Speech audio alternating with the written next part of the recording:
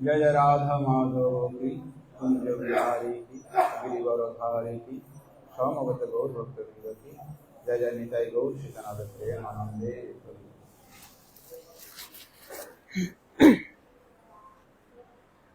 ओम ज्ञानतिमिरन्धस्य ज्ञानाञ्जनशलाकया चक्षुरुन्मिलितं येन तस्मै श्रीगुरवे नमः। श्री चैतन्य मनोभीष्टं स्थापितं येन भूतले स्वयं रूप कदमार्यं ददाति सर्वदन्तिकम्।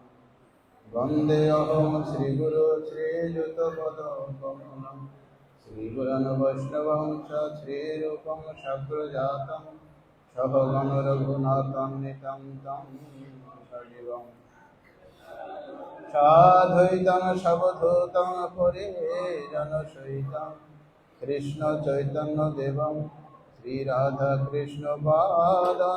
सहगण ललिता श्रीविशाखान्वितं।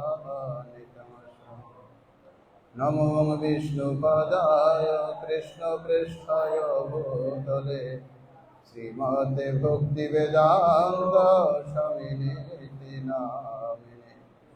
नमस्ते सरस्वती देवे गौरवाणी प्रचारिणे निर्विशेष शून्यवादी पाश्चात्यदेशतारिणे।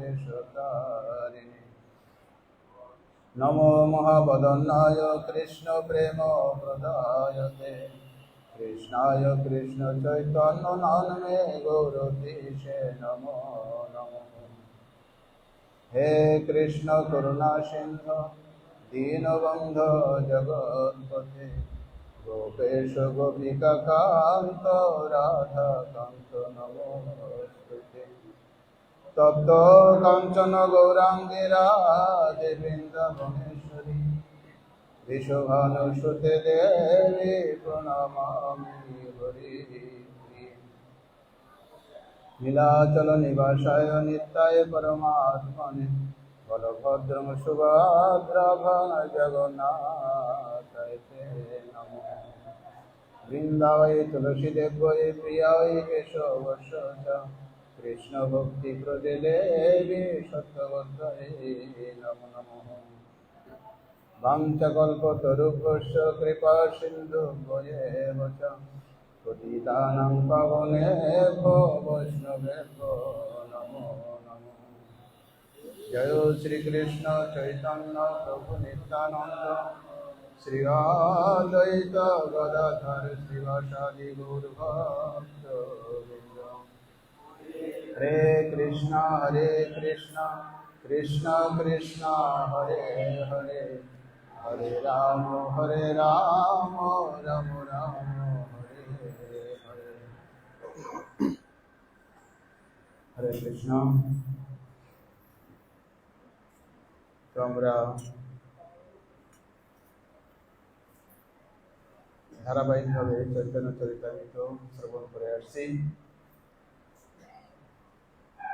তো সর্বাগ্রে আমি প্রণাম নিবেদন করি আমার পরমারাধ্য গুরুদেব শ্রী জয় পতাকা স্বামী গুরু মহারাজের চরণ কমলে।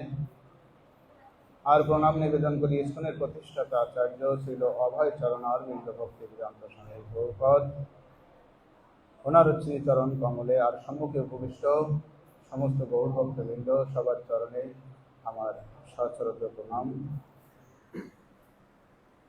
আমরা চৈতন্য চরিতামৃতের সম্ভবত এখন চলছে বেড়া কীর্তন। তো কালকে আমার অনেক রাতে হঠাৎ বলছে প্রভু আপনাকে কালকে ওই কথা বলতে হবে। তো মহাপ্রভু মূলত এই জগতে এসেছিলেন কলিহত জীবদেরকে উদ্ধার করার জন্য। তা সেটা হচ্ছে এই সংকীর্তনের মাধ্যমে এই জীবকে উদ্ধার করার জন্য এসেছিলেন। আর ঠিক সেই প্রচারটা উনি সেই কি বলা যায় কৌমার বয়স থেকেই যে সেই হরিনামের প্রচারটা করে যাচ্ছেন। এবং চৈতন্য মহাপ্রভু যখন পুরীধাম অর্থাৎ নীলাচলে অবস্থান করছিলেন সে সময় উনি সেই সংকীর্তন প্রচারও সেইভাবেই করে যাচ্ছেন। তার ফলশ্রুতি আমরা এখানে দেখতে যাই যে এই যে বেড়া কীর্তন নামক অর্থাৎ এই চ্যাপ্টার হচ্ছে ঠিক জগন্নাথ যে রথযাত্রার আগেই মহাপ্রভুর ওখানে প্রত্যেক বছর গৌড়ীয় বৈষ্ণবগণ এই বাংলা থেকে উড়িষ্যায় যেতেন। সেই লীলাগুলো এখানে পরপর আমরা সিরিয়ালি এখানে শ্রবণ করে যাচ্ছি। তো সেই বেড়া কীর্তনটাও মহাপ্রভুর এই সংকীর্তন আন্দোলনের একটা প্রচার। তো এই বেড়া কীর্তন এটা তো মহাপ্রভু যখন বঙ্গে সমস্ত লীলা করে অর্থাৎ উড়িষ্যায় নীলাচলে যখন ওখানে অবস্থান করছিলেন সেই সময় উনি এই প্রচার করেছেন। তার আগে মহাপ্রভু কিভাবে প্রচার করেছিল সেই বিষয়ে আমি একটু আলোচনা করতে চাই। যদিও আমাদের সিরিয়ালি পাঠ হচ্ছে, আমরা পরবর্তী আগামীকাল থেকে আবার শ্রবণ করব। তো যখন এই কলিযুগে বিশেষ করে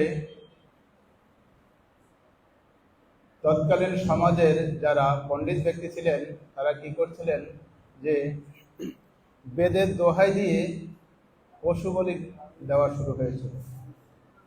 যজ্ঞে সন্নিন্দর্ষী যজ্ঞে বিদ্রোহ অর্থাৎ যজ্ঞে বিদ্রোহ শ্রুতি জাতম অর্থাৎ শ্রুতি মানে বেদকে দোহাই দিয়ে তখন আর যজ্ঞের দোহাই দিয়ে মানুষ তখন পশু বলি দেওয়া শুরু করেছিল। তারপর কি হলো, এইটা ভগবান সহ্য করতে না পেরে ভগবান কি করেছিল, কেশবধিত বুদ্ধ শরীর জয় জগদীশ হরে। তখন ভগবান বুদ্ধদেব রূপে আবির্ভূত হয়েছিলেন। বুদ্ধদেব এসে অহিংসা ধর্ম প্রচার করেছিলেন। সত্যম বদ, একটা সরল ধর্ম, সত্য কথা বলো, জীব হত্যা করা যাবে না, অহিংসা পরম ধর্ম উনি চালু করলেন। কিন্তু কি করলেন যে উনি বেদের যে আসল তাৎপর্য সেটাকে বাদ দিয়ে উনি কি করলেন, বেদ না মানিয়া বুদ্ধ হইল নাস্তিক, অর্থাৎ ভগবান যে সাকার রূপ এটা উনি প্রচার করলেন না। উনি কি করলেন, এটা এক প্রকার নাস্তিক্যবাদ। কেমন নাস্তিক্যবাদ? উনি বলছেন যে দেখো আমরা এই জগতে এসেছি, বুদ্ধদেবের দর্শন ছিল, এই জগতে এসেছি আমরা দেহ ধারণ করেছি এই জন্য কষ্ট পাচ্ছি, কিন্তু আমরা কি করব, আমরা ভগবানকে ডেকে ডাকার পরে আমরা কি করব, এই ব্রহ্ম জ্যোতিতে লীন হয়ে যাব, আর আমাদের দেহ ধারণ যদি না করি আমাদের কষ্ট নাই। কিন্তু সেটা হচ্ছে কি নাস্তিক্যবাদ। তাই বেদের দোহাই দিয়ে যারা পশু হত্যা করেছিল সেটাকে বন্ধ করার জন্য বুদ্ধদেব এসেছিল, এটা নাস্তিকবাদ। কিন্তু পরবর্তী যেহেতু তিনি বেদকে মানলেন না, স্বীকার করলেন না, এই জন্য ধর্ম সেখানে সঠিকভাবে পরিচালিত হচ্ছিল না। তাই ভগবান আবার কি করলেন, শিব ঠাকুরকে আদেশ দিলেন, তুমি যাও, যে আবার ধর্ম প্রচার একটু অন্যভাবে করা শুরু করো। তো সেটা কেমন ছিল, একদিন শিব ঠাকুর পার্বতীকে বলছে যে মায়াবাদং অসৎশাস্ত্রং প্রচ্ছন্নং বদ্ধম উচ্যতে ময় এব বিহিতাং দেবী কলৌ ব্রাহ্মণ মূর্তি না।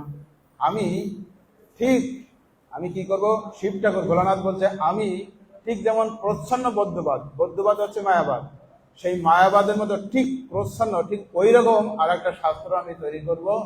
সেই শাস্ত্র দিয়ে আমি কি করব, মায়াবাদ শাস্ত্র ঠিকই, কিন্তু আমি সেই মায়াবাদী প্রচার করব। তাই বলছে এটা হচ্ছে প্রচ্ছন্ন বৌদ্ধবাদ। তাই এই বাদকে বলা হয় কেবল অদ্বৈতবাদ। এখানে কি দর্শন ছিল, যে বৌদ্ধদেব বলছে যে আমরা ব্রহ্মে লীন হয়ে যাব, তাহলে আমাদের আর কষ্ট হবে না। কিন্তু আমাদের শাস্ত্রীয়ভাবে মানে আধ্যাত্মিকভাবে আমরা সেটাকে বলা হচ্ছে, বিশেষ করে গুরু মহারাজ একদিন বলেছিল, এটাকে বলা হয় আধ্যাত্মিক মৃত্যু। যেমন কেউ আইসিইউতে আছে, বলুন সে বেঁচে আছে না মরে গেছে, দুইটা হতে পারে, তাই না?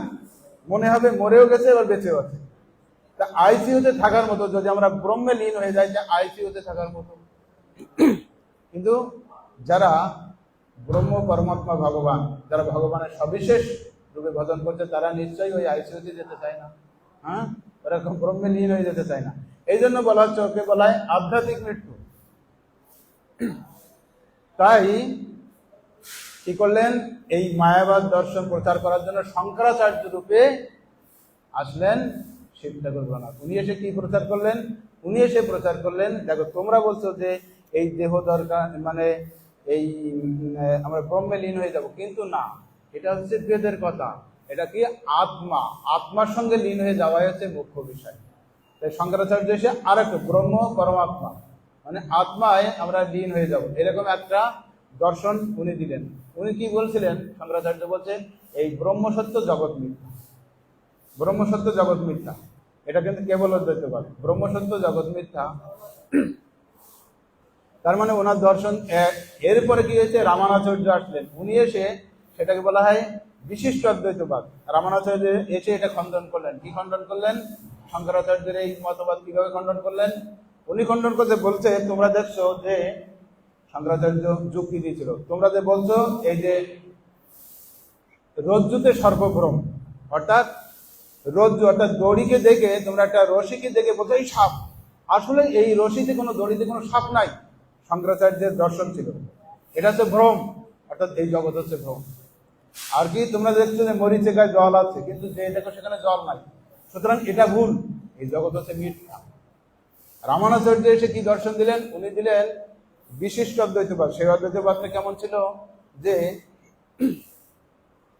অদ্বৈতবাদটা ছিল যে তোমরা এটাকে খণ্ডন করলেন কি, তোমরা বলছো, অর্থাৎ শঙ্করাচার্যের সেই মতকে খণ্ডন করলেন, তোমরা বলছো যে রশিতে অর্থাৎ দড়িতে সর্প নাই, কিন্তু সর্প বলে একটা জন্তু বা একটা বস্তু আছে বলেই রজ্জুতে সর্প। আরে বাবা সাপ, তার মানে সাপ আছে কোথাও না কোথাও, যদিও দড়িতে সাপ নাই কিন্তু সাপ কোথাও না কোথাও আছে। আবার বলছো যে মরিচিকায় জল নাই, জল কোথাও না কোথাও আছে, তাই বলা হচ্ছে মরিচিকায় জল, ঠিক কিনা? রামানুজাচার্য এসে এই দর্শন ভঙ্গ করেন। যাক, আমরা আর এগোবো না।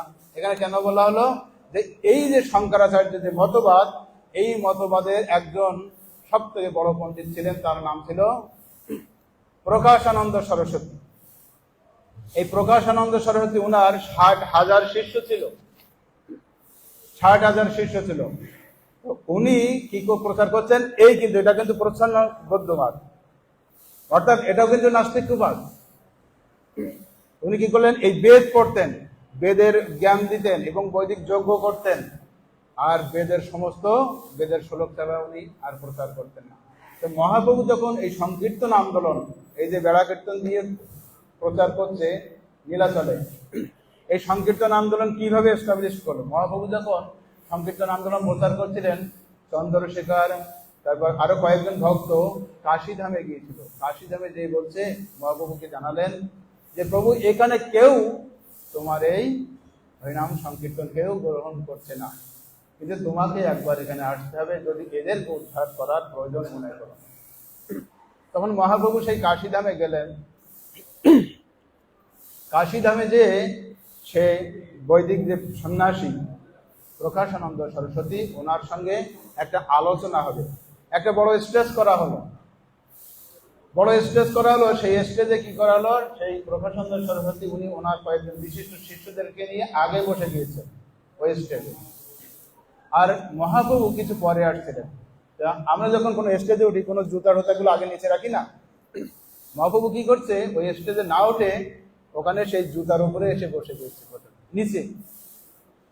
তখন এই প্রকাশানন্দ সরস্বতী দেখছে, আরে তোমাকে যে দেখতে এখন নারায়ণের মতো মনে হয়, কারণ মহাপ্রভু তখন ওনার কিছু জ্যোতি প্রকাশ করেছিল, স্বয়ং ভগবান।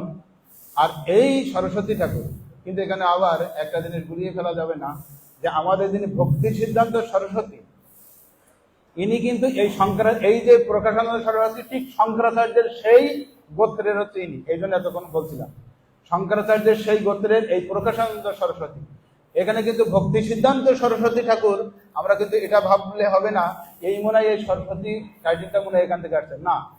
ওনাকে এই সিদ্ধান্ত সরস্বতী কিভাবে দেওয়া হয়েছিল, এই ভক্তি সিদ্ধান্ত সরস্বতী ঠাকুর উনি ছিলেন সুন্দর অ্যাস্ট্রোলজার, অর্থাৎ উনি আমাদের যে এই যে জ্যোতিষশাস্ত্র, এই জ্যোতির্বিজ্ঞান নিয়ে, জ্যোতিষশাস্ত্র নিয়ে বিরাট অনেক সুন্দর একটা গ্রন্থ লিখেছিলেন, যেটা সূর্য সিদ্ধান্ত, যেটা এখনো পর্যন্ত যারা জ্যোতিষ বিজ্ঞান করছে তারাও ওইগুলো পড়ে উদ্ধার করতে পারবে না, এত কঠিন এবং পারফেক্ট ভাবে সেটা প্রণয়ন করেছিল।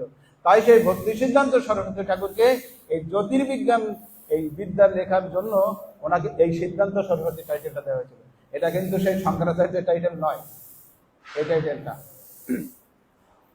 তো যখন এই প্রকাশানন্দ সরস্বতী মহাপ্রভুর হাত ধরলেন, এসে বলছে, আরে তোমাকে দেখতে স্বয়ং বিষ্ণুর মতো মনে হয়, তুমি কেন এখানে বসে আছো, উপরে আসো।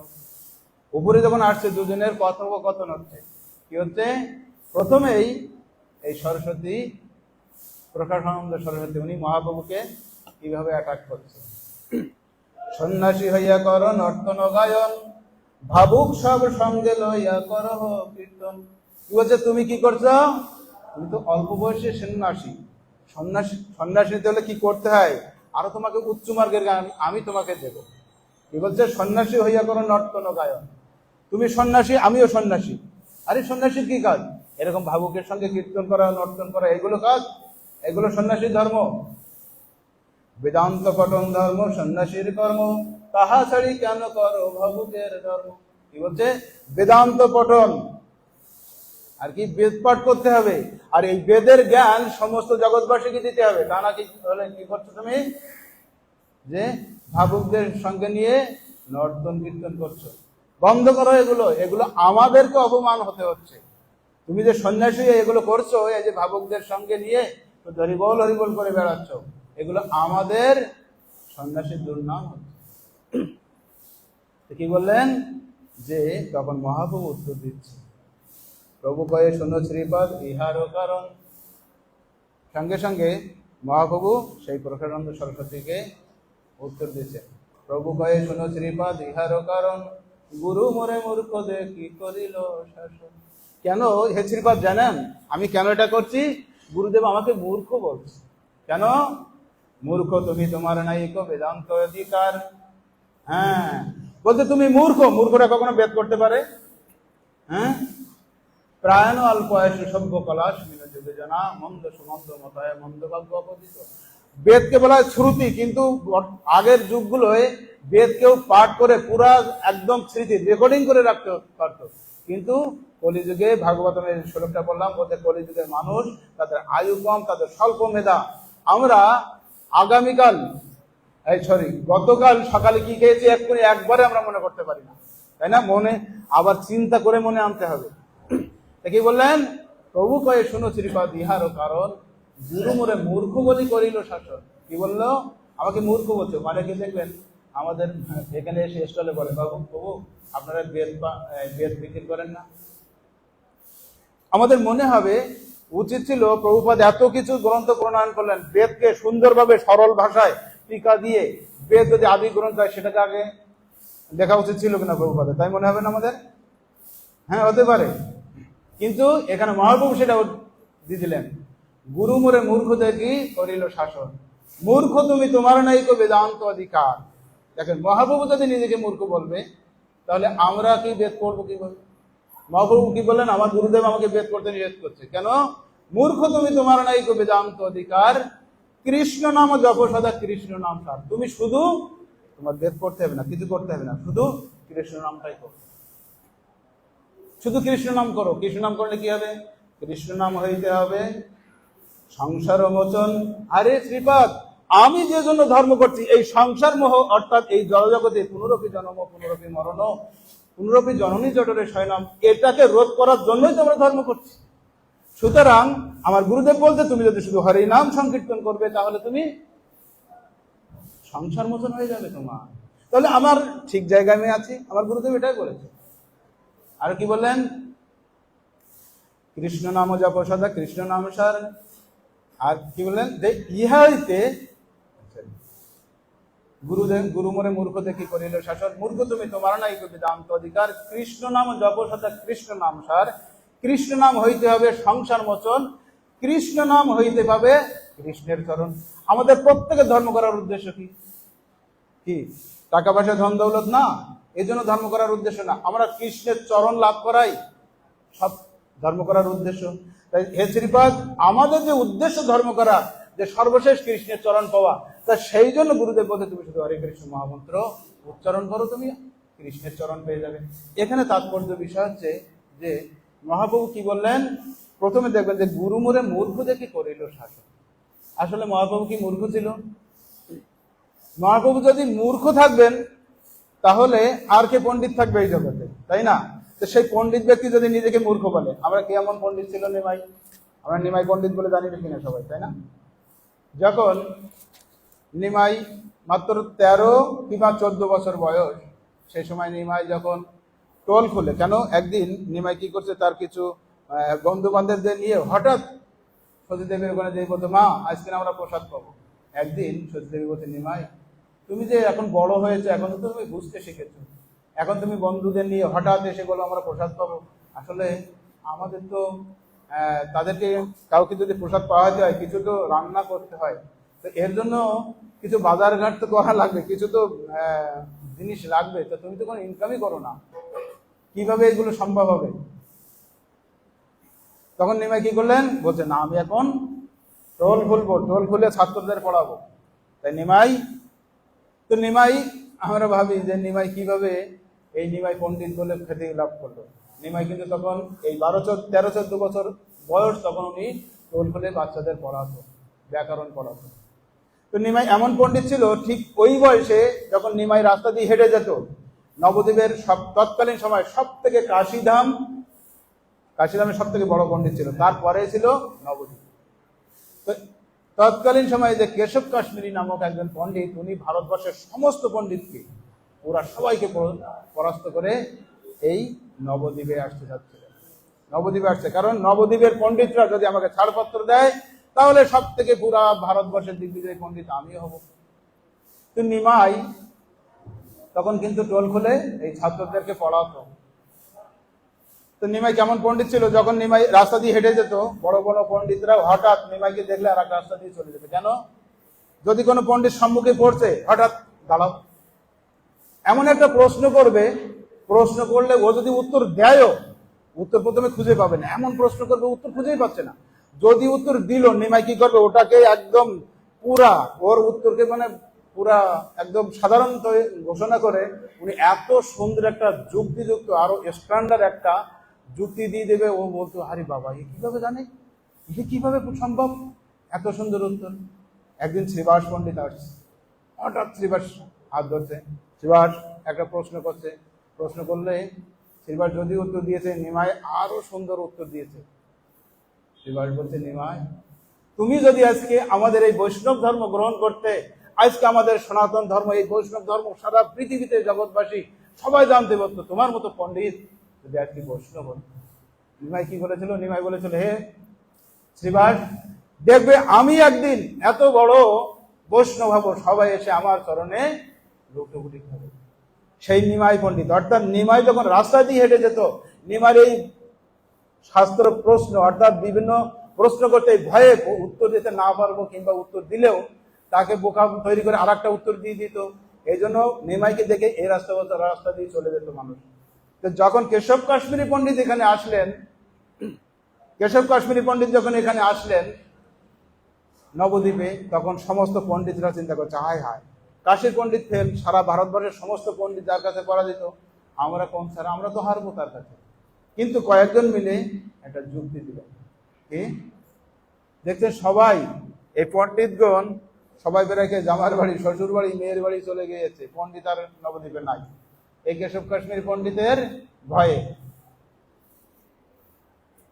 তো কয়েকজন পণ্ডিত চিন্তা করছে, আরে নিমাইকে তো আমরা সবাই পণ্ডিত বলি, তাই না? নিমাইকে সবাই আমরা পণ্ডিত বলি, নিমাইকে আমরা কেউ পরাস্ত করতে পারি না। তাহলে এক কাজ করি, আমরা এই নিমাইকে পাঠিয়ে দিই। নিমাইকে পাঠিয়ে দিলে ও তো ছোট বাচ্চা, 14 বছরের বাচ্চা, যদি হেরে যায় নিমাই বলবো ও তো বাচ্চা মানুষ, হেরে গেছে, আমরা সবাই বাকি আছি। আর যদি জিতে যায় আমরা বলো, আরে এক বাচ্চার কাছে হেরে জিতে পারলো না, আমরা তো সবাই বাকি আছি, তার মানে দুই দিকে আমাদের লাভ, তাই না? এই জন্য কি করলেন, নিমাইকে সেই কেশব কাশ্মীরি পণ্ডিতের কাছে পাঠানোর ব্যবস্থা করলেন। তো নিমাই তার কিছু শিষ্যদের নিয়ে, ওটা ছোট বাচ্চাদের দিয়ে, সে টোলের বাচ্চা, তাদেরকে নিয়ে সুরজনী গঙ্গার পাশে ওখানে অবস্থান করছিলেন। সে সময় কেশব কাশ্মীরি পণ্ডিত ওখানে আসলেন। কেশব কাশ্মীরি পণ্ডিত যখন ওখানে আসছেন, দেখেন এখানে শিক্ষা নেই কি, নিমাই এত সুন্দরভাবে এই কেশব কাশ্মীরি পণ্ডিতকে স্তুতি করলেন যে আপনি দিগ্বিজয়ী পণ্ডিত, আপনার মতো এরকম পণ্ডিত আমাদের নবদ্বীপে এসেছে, আপনার চরণ ধুলা পেয়ে আমরা নবদ্বীপবাসী গর্বিত এবং ধন্য হয়েছি, এভাবে তার স্তুতি করলো।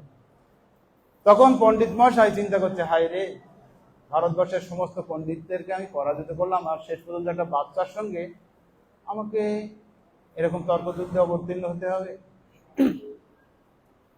তো প্রথমেই নিমাইকে পণ্ডিত মশাই কি বলছে, প্রথমেই বলছে, ব্যাকরণ পড়াও নিমাই, পণ্ডিত তোমার নাম, বাল্য শাস্ত্রে লোকে তোমায় কহে গুণগ্রাম। বলছে, হে নিমাই, তুমি ব্যাকরণ পড়াও তাই তোমাকে পণ্ডিত বলে। দেখেন অর্থগুলো, ব্যাকরণ পড়াও নিমাই, পণ্ডিত তোমার নাম, বাল্য শাস্ত্রে, বাল্য মানে কি, আরে ছোটবেলায় সরেয়া যখন আমরা পড়ি, বাচ্চাদের শাস্ত্র এটা, আমার মতো পণ্ডিতের কাছে জানো তুমি, আমি এই ব্যাকরণের শ্রেষ্ঠ পণ্ডিত একজন, এগুলো আমরা ছোটবেলায় পড়েছি।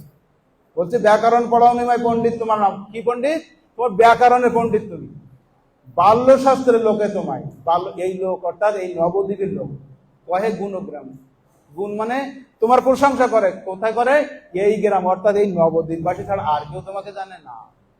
তুমি বাল্য শাস্ত্র একদম সরেয়া ছোটবেলা যেগুলো পড়েছি সেই শাস্ত্র তুমি পড়েছো, আর এই এলাকার অর্থাৎ নবদ্বীপবাসী তোমাকে পণ্ডিত বলে, আর কেউ কিন্তু জানে না, আমি সারা ভারতবর্ষের পণ্ডিত, দিগ্বিজয়ী পণ্ডিত আমি, এরকম বলছে। ব্যাকরণের মধ্যে তুমি পড়াও কলাপ, তারপর কি বলছে, আরে আমি জানি নিমাই, ব্যাকরণের মধ্যে তুমি কলাপ পড়াও, শুনিলু ফাঁকিতে তোমার শিষ্যের সংলাপ। কি বললে, ব্যাকরণের মধ্যে তুমি পড়াও কলাপ, কলাপ, পাণিনি, কৌমুদী, তিনটা হচ্ছে ব্যাকরণ। এই তিনটা ব্যাকরণ শাস্ত্র অর্থাৎ সংস্কৃতের ব্যাকরণ শাস্ত্র যদি পড়তে হয় 12 বছর লাগবে। কেউ যদি এই তিনটা শাস্ত্র পড়ে, এই ব্যাকরণ নিয়ে পড়ে, পাণিনি, কৌমুদী আর কলাপ, এই তিনটা 12 বছর ধরে পড়তে হয়, এই শুধু এই ব্যাকরণ। তার ভিতরে কি বলছে, কলাপ, ব্যাকরণের মধ্যে তুমি পড়াও কলাপ। কলাপ মানে কি, এই যে তিনটা বললাম না, পাণিনি, কৌমুদী আর কলাপ। কলাপ হচ্ছে এমন একটা ব্যাকরণ, আর ফাঁকি, এই যে ফাঁকিতে শুনিলে তোমার শিষ্যেরও সংলাপ, অর্থাৎ এখানে এসেই তোমার শিষ্যের কাছ থেকে আমি একটা জিনিস শিখে গেছি। কি শিখেছি, কি শুনেছি, এই যে ফাঁকি, ফাঁকি মানে কি, কোনো একটা বিষয়কে একটা, যেমন একটা ওয়ার্ড, সেটাকে এমন ভাবে মানে সেই ওয়ার্ডটাকে চেঞ্জ করে যদি কেউ এই কলাপ পড়ে, তাহলে সেই অর্থটাকে চেঞ্জ করে আরো 2-3টা অর্থ করতে পারে সে। তার ভিতর আরো কি, কলাপ, যেটা কলাপ হচ্ছে আরো যুক্তিযুক্ত। কি যুক্তিযুক্ত, যেমন তাল গাছে কখনো আম ধরে না, তাই না, কিন্তু এই যে পণ্ডিত কলাপ জানে, সে এমন যুক্তি দিবে 5 মিনিটের জন্য আপনি তাল গাছে আম ধরে আপনাকে বিশ্বাস করতে হবে। হ্যাঁ, বলছে তো আমি জানি তুমি কোনটা শিখেছো, ব্যাকরণের মধ্যে তুমি পড়া কলাপ, তুমি কলাপটা শিখেছো ভালোভাবে। কি এমন যুক্তি তুমি দেবে ওই সময়, মানে মোহিত, যেমন ওই সাপ সাপ খেলা দেখায় না, সাপ খেলা দেখায় এরকম, মানে মোহিত হয়ে যায় মানুষ যখন টাকা দিয়ে দিচ্ছে, তাই না? বলছে তুমি কলাপ জানো, কলাপ মানে কি, আম, তাল গাছে কখনো আম ধরবে না, কিন্তু এই 5 মিনিটের ভিতরে আপনাকে এমন যুক্তি দিবে তুমি মনে করবে হলেও তো হতে পারে, এই যুগে না হোক অন্য যুগে মনে হচ্ছিল, মানে তোমাকে এমন ভাবে এই যুক্তিটা দিবে। তাই বলছে যখন এইভাবে নিমাইকে বারবার এইভাবে আঘাত করছে, তখন নিমাই কি বলছে, তোমার নিমাই নিমাই যখন বলছে, নিমাই চিন্তা করছে এ তো অনেক কিছু বললো আমার সম্বন্ধে। তখন নিমাই বলছে তোমার পাণ্ডিত্য কিছু শুনিতে হইল মন, ব্যাস এরকম, যে এইভাবে বলছে তোমার পাণ্ডিত্য কিছু শুনিতে হইল মন, কৃপা করে কহ যদি গঙ্গার বর্ণন। তার মানে কি বলছে, যে এইভাবে বলছে যে তোমার পাণ্ডিত্য, তোমার আমার কথা তো তুমি এতক্ষণ বলছো, তোমার পাণ্ডিত্য কিছু শুনিতে হইল মন, আমার কিছু শোনার ইচ্ছা হচ্ছে। কোন ইচ্ছা? তুমি যে পণ্ডিত, তোমার পণ্ডিতের কিছু শুনিতে হইল মন, কৃপা করে কহ যদি গঙ্গার বর্ণন। এইটা যখনই বলছে কৃপা করে মানে কি, আমার নতি স্বীকার না, সঙ্গে সঙ্গে পণ্ডিত মশাই চিন্তা করে হে ভাই, যে যার সঙ্গে তর্ক করবো সে তো হেরেই বসে আছে, ঠিক কিনা? কৃপা করে একটু বলুন, তার মানে কি, সে তো এমনি হেরে গেছে, তাই হবে না? যখন মল্লযুদ্ধ হয়, কোনো কিছু যুদ্ধ হয়, দুইজনের সমান সমান হতে হবে কিনা, মানে এটা হচ্ছে গর্ব। শুনিয়া ব্রাহ্মণ গর্বে বর্ণিতে লাগিলাম। আর যেই ওইভাবে মানে যে বলছে কৃপা করে বলো, আর কি বলছে, শুনিয়া ব্রাহ্মণ গর্বে বর্ণিতে লাগিলাম, মানে শুনে সঙ্গে সঙ্গে ব্রাহ্মণ গর্ব বলছে কি, ঘটিয়াকে শত শ্লোক গঙ্গারও বর্ণিলা। শুনিয়া ব্রাহ্মণ গর্বে বর্ণিত, সঙ্গে সঙ্গে শুনে গর্ব করে গঙ্গার কত 100 শ্লোক, কত সময়, ঘটিয়াকে 100 শ্লোক গঙ্গারও বর্ণিলা। 1 ঘন্টার ভিতর, ঘটি এক মানে আমরা লিখি না 8 ঘটিকা 9 ঘটিকা, 1 ঘটিকা মানে 1 ঘন্টার ভিতর 100টা গঙ্গার, ভাগীরথী গঙ্গার পুরা একদম শ্লোক তৈরি করে, ইনস্ট্যান্ট তৈরি করে উনি 100টা শ্লোক বলে দিলেন। বলার পরে হঠাৎ থেমে গিয়েছে, 100 শ্লোক যখন বলছে এক টানা, কারণ ওনার জিহ্বাগ্রভাগে সরস্বতী দেবী বিরাজ করত, এই জন্য যেই বলছে যে আপনি গঙ্গার মহিমাকে বর্ণনা করুন, 100 শ্লোক সঙ্গে সঙ্গে এরকম বর্ণনা করে দিলেন। 100 শ্লোক যখন হয়ে গেছে তখন থেমে গেছে, কি থেমে আবার অ্যাটাক করছে নিমাই, কি ব্যাকরণিয়া তুমি নিমাই না জানো অলঙ্কার, তুমি কি বুঝিবে এই পণ্ডিতের সার। কি বললেন, এ নিমাই তুমি তো ব্যাকরণিয়া, হ্যাঁ, তুমি তুমি অন্য কিছু তো জানো না, কি যে ফাঁকি, অলঙ্কার, ফাঁক, এরকম যে শাস্ত্রের যে বিষয়গুলো আছে তুমি তো জানোই না। কেন?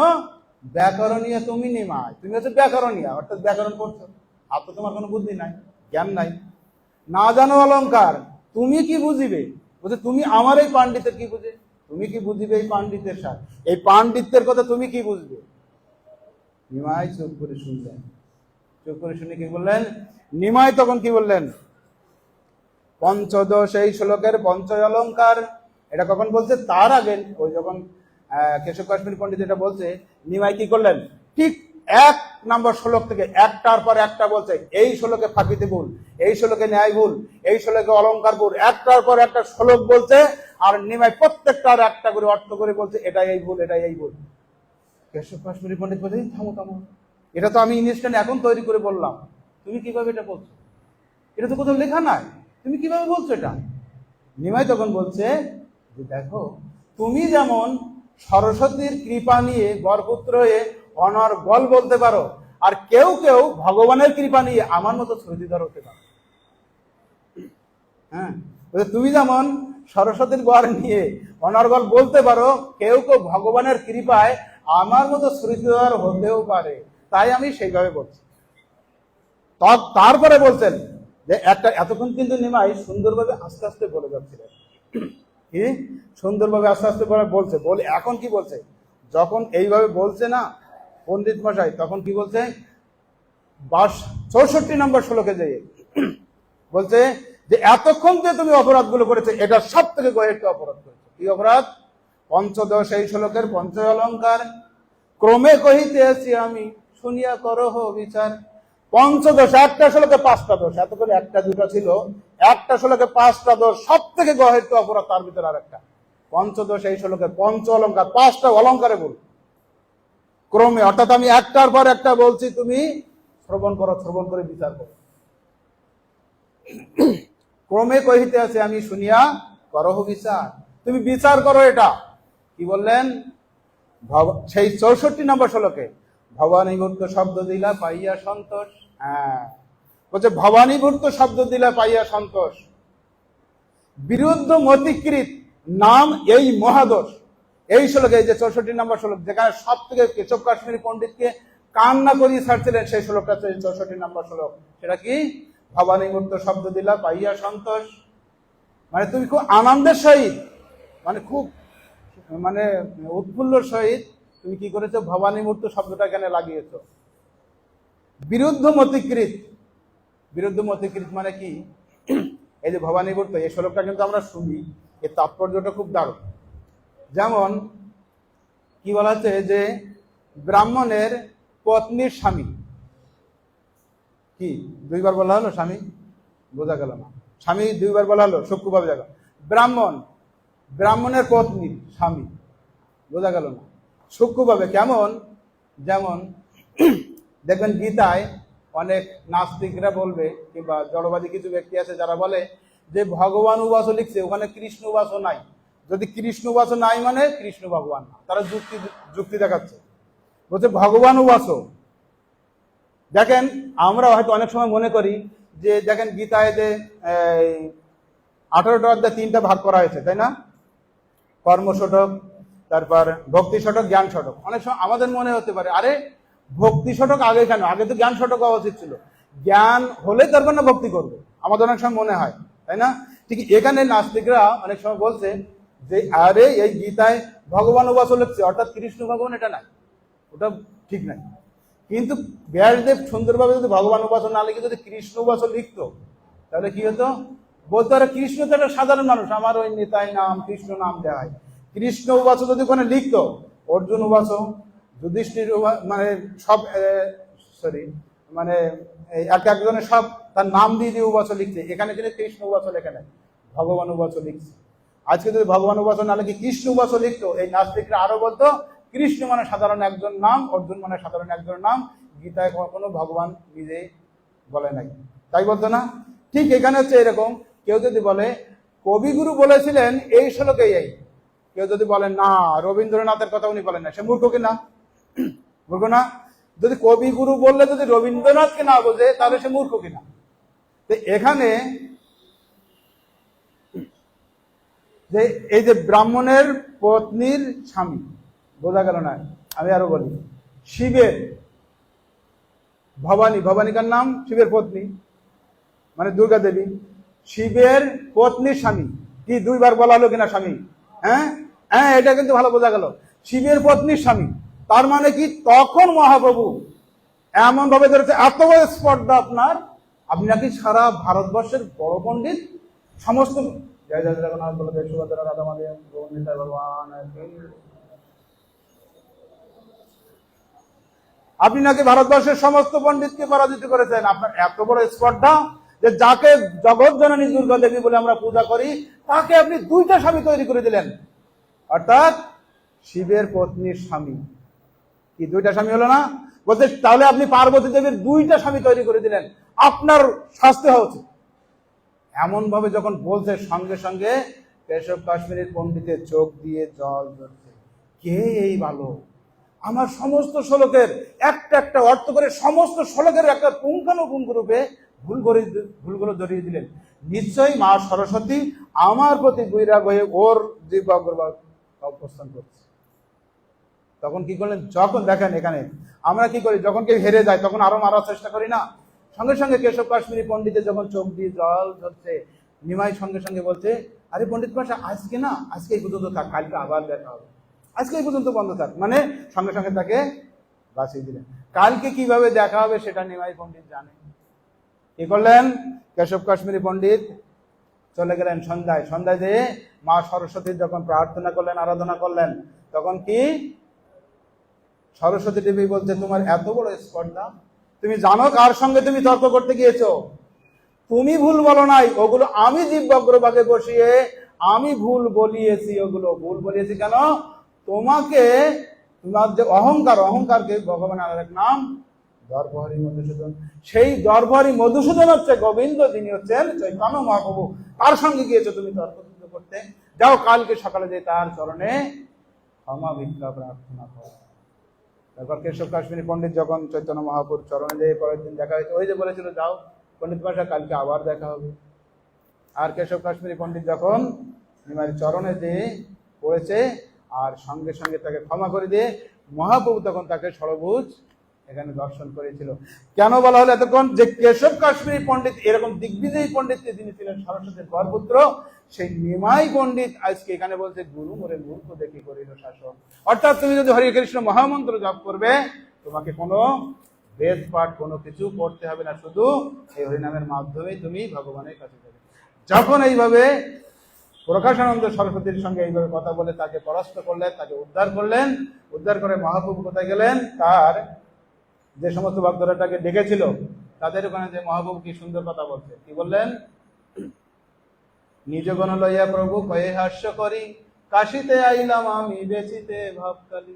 কি বললেন, তখন যারা ডেকেছিল মহাপ্রভু তাদেরকে নিয়ে মহাপ্রভু হাসি রসে বলছে, কি বললেন, নিজ গণ লইয়া প্রভু কয়ে হাস্য করি, কাশিতে আইলাম আমি বেচিতে ভাবকালী। আসলে মহাপ্রভু কি ভাব বিক্রি করতে এসেছিল, কি ভাব, এবে অস্ত্র না ধরিব প্রাণে কারণ মরিব, চিত্ত শুদ্ধি ঘটাবো সবার, কি চারি ভাব ভক্তি দিয়া নাচামু ভুবন। আমি এবার অস্ত্র ধারণ করবো না, আমি সবাইকে কি করবো, চারি ভাব আর ভক্তি দিয়ে।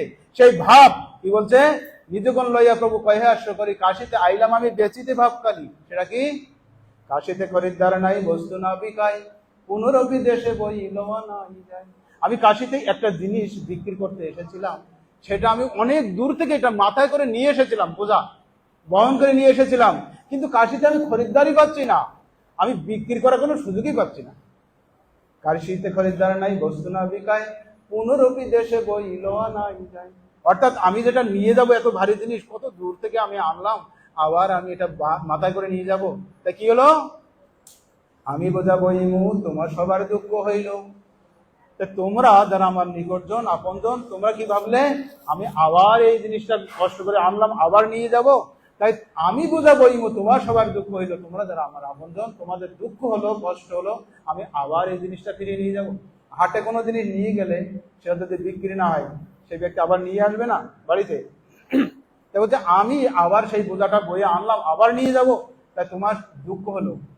তোমার সবার ইচ্ছায় তাই বিনামূল্যে বিলাই, তোমাদের ইচ্ছায় আমি কি করলাম, এটা বিনামূল্যে বিলাই দিয়ে দিলাম। সেই জিনিসটা কি, গোলকের প্রেম ধন হরি নাম সংকীর্তন, আমার গৌরে সে বিলাইল। দেখেন আমরা এই শব্দটা কিন্তু অনেক শুনেছি, গোলকের প্রেমদান শুনেছি না? গোলকের প্রেমদান আসলে কেন বলা হয়, আমরা কিন্তু এই শব্দটা বহু শুনেছি, গোলকের প্রেমদান হরিনাম সংকীর্তন। কেন গোলকের প্রেমদান বলা হতো, অষ্টমী ব্রহ্মার একদিনে তেহ একবার আবির্ভূত হইয়া করেন প্রকাট বিহার।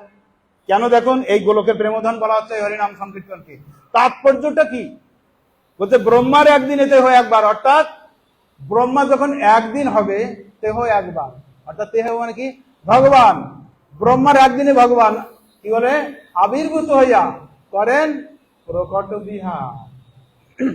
এখানে ব্রহ্মার একদিনে ভগবান এই জগতে আসবেন, তো সেটা আমরা একটু হিসাব করি। আমাদের 4টা যুগ আছে, সত্য, ত্রেতা, দ্বাপর, কলি।